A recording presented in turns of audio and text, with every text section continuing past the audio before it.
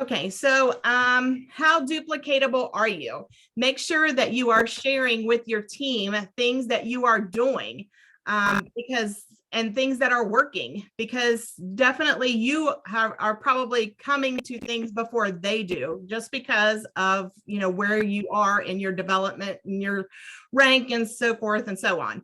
So you're most likely running across ideas or hearing of ideas or reading about ideas or getting them from somebody else before the people on your team. So make sure you are sharing them with your downline.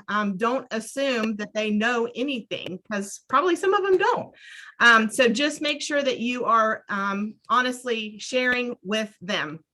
If you have somebody that is wanting to rank up, like truly wanting to work, are you helping them? Are you willing to do whatever it takes, or are they just kind of on their own going after it? So, and I'm not saying that doesn't happen. I mean, I don't know, outside of my little circle here, but I know that happens in others because I read about that in other places. So I don't think our team has that issue, but I'd say we're very blessed. So if you don't know what to do on any of those things with the development or the skill sets, being duplicatable, whatever, if you don't know what to do, then make it a priority. That should be part of your development. Wherever you see your weaknesses are, which we've now done as of this evening, it'll be 14 chapters. So surely you have found something that you're not excellent at. I mean, I definitely have. So those should be the things that you should be concentrating on getting better. Nobody says that, as soon as we finish the book in February, that by March 1st, you should be great at all 21. That's not going to happen. But 85% of the leaders were not born that way. Leaders of everything. They were actually modeling another leader that actually inspired them in their life somewhere along the way. So, and I mean, we do hear that a lot, leaders are not born, they're made, which most of the time that's true. They're saying 85% of the time leaders are developed, and they get it from somebody they have admired or looked up to or worked for or worked with. Sorry, the dogs are in here again. Okay, so when the times are really tough and your life is full of chaos, and there's just a lot of uncertainty and everything is just threatening to overwhelm, that's when the followers look to you for guidance. And it just shows motivation, energy, positive mindset, passion. Whenever during those tough times, you keep everybody going and in line. And it definitely just proves the law of the picture. And for me, I know everybody was on this call was alive during 9/11. So for me, regardless of your political views, President Bush, I mean, I remember lots of things about 9/11 with him that day. I remember the vision of him sitting in that elementary school room and telling him it happened, and the look on his face. He didn't say anything, but the nonverbal look. I mean, I can remember the passion there and the devastation all in the same look. His passion for the United States, but the devastation for what he had just found out. And then I also remember, gosh, I gave myself goosebumps. I also remember him standing on the rubble pile in New York City behind those people that were there working, trying to find those people. That is definitely something that is envisioned into my brain forever. And that showed, I mean, just think that night how together the United States was. And if he would have been some, Yahoo that flew off to France instead of, all those thousands of miles in our airspace at the time, and just said, well, good luck, y'all are on your own. I mean, just think our country could have totally taken a different turn right then.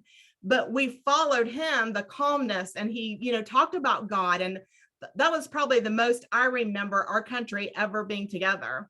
And so for me, both the verbal when he spoke in New York City and the nonverbal of the Florida elementary school classroom, to me, showed a lot about the law of the picture with President Bush at the time. He set the tone, he set the example, and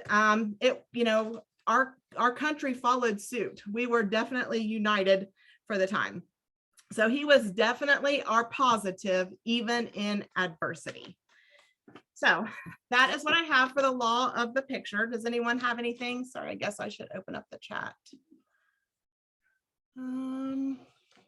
Oh, sorry, Amanda. Yes, always learning and growing. Yeah, sharing with the team is helpful. Okay, so chapter 14. This is the law of the buy-in. People buy into the leader and then they buy into the vision. Many people who approach the area of vision and leadership have it all backwards. They believe that if the cause is good enough, that people will automatically buy in and follow. But that is not how leadership really works. Sorry. Children. It's like toddlers. Sorry. Okay, but that's not how leadership really works. People don't at first follow worthy causes. They follow worthy leaders who promote causes that they can believe in. People buy into the leader first, then they buy into the vision. Having an understanding of that will change your whole approach to leading people. So you can either unmute or put it in the chat, but why do you think it is important to follow the right leader? I guess what's something that could happen if you follow the wrong leader? And then what is something that could happen if you follow the right leader? So why is it important to follow the right leader?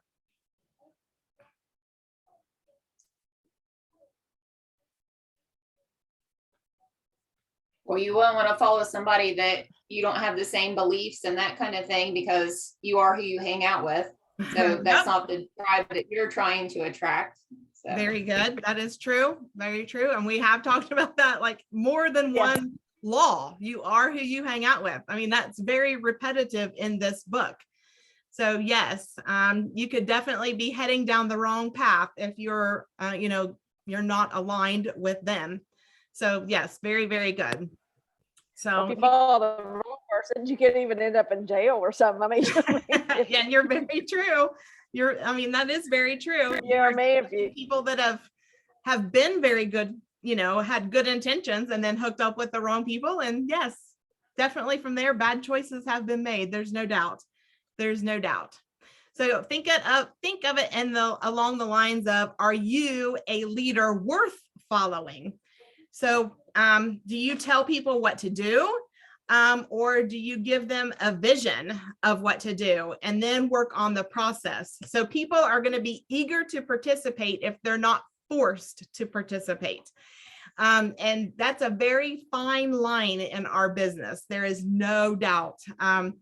People can say that they want to work, and then when they're presented the work, it does not happen. And again, they're here as volunteers, so we cannot make anybody do anything. We can't, hold anything over anybody's head. They're here voluntarily. So, but if they are eager to participate, then they're more likely to follow the vision process.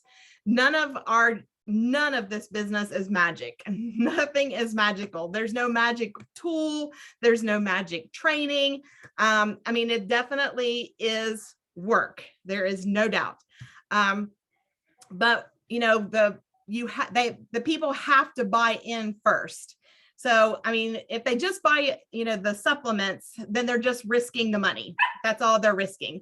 But if they want to, do the journey and, make it a business, then they're definitely buying into you, their leader.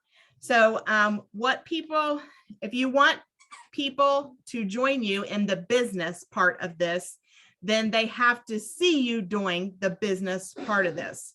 So they don't want to join your company. They have no interest in joining your company.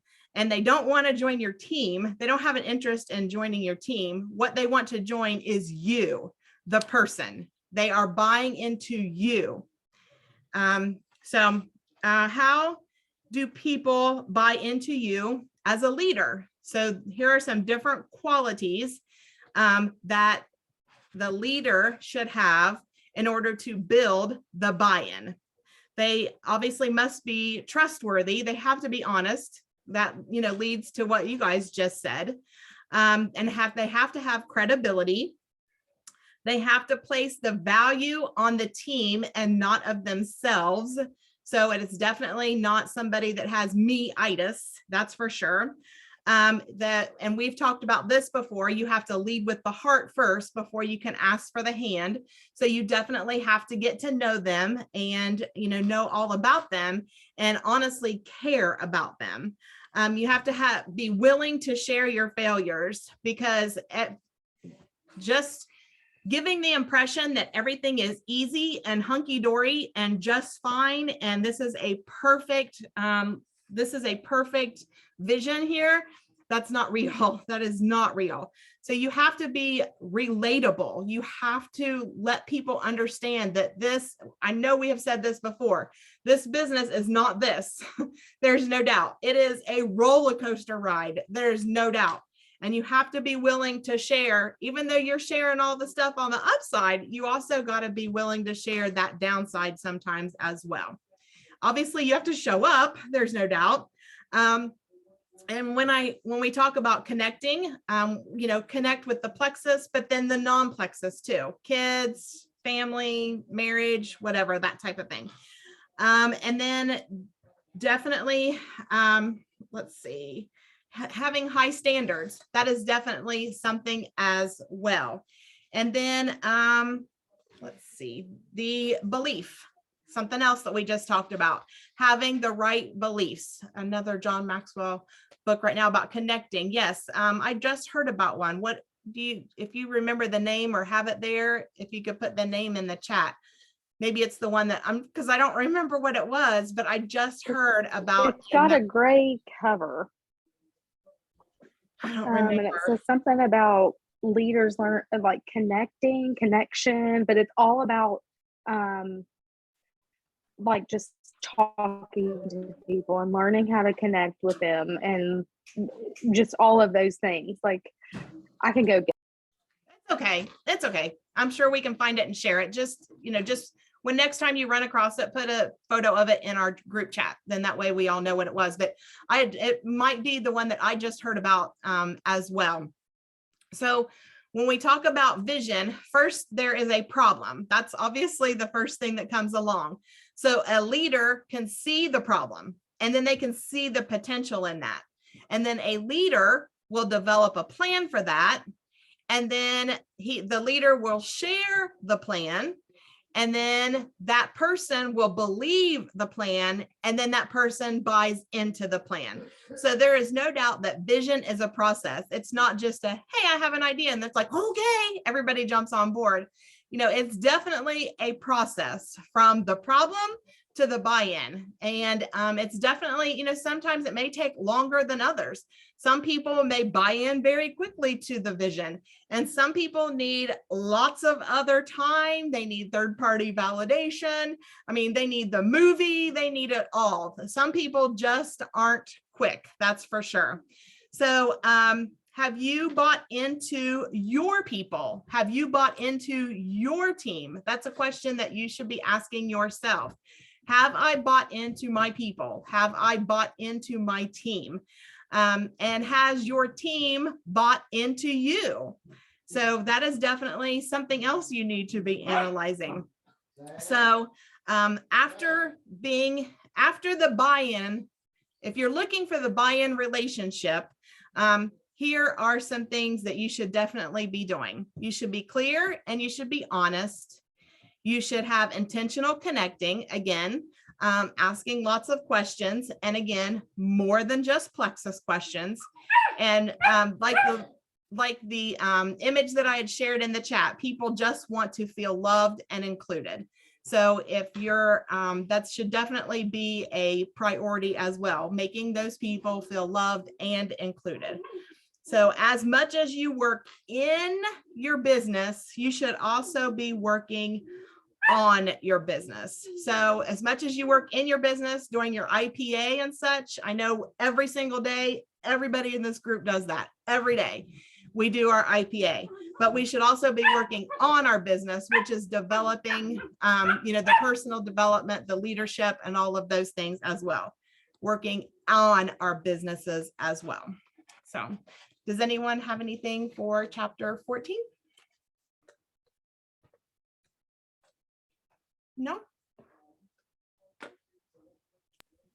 I don't, but that's probably one of my favorite topics to talk about, because you can act like a leader all you want and you can pretend to do the things, but people see right through you. Absolutely. And if you don't have belief and you're not showing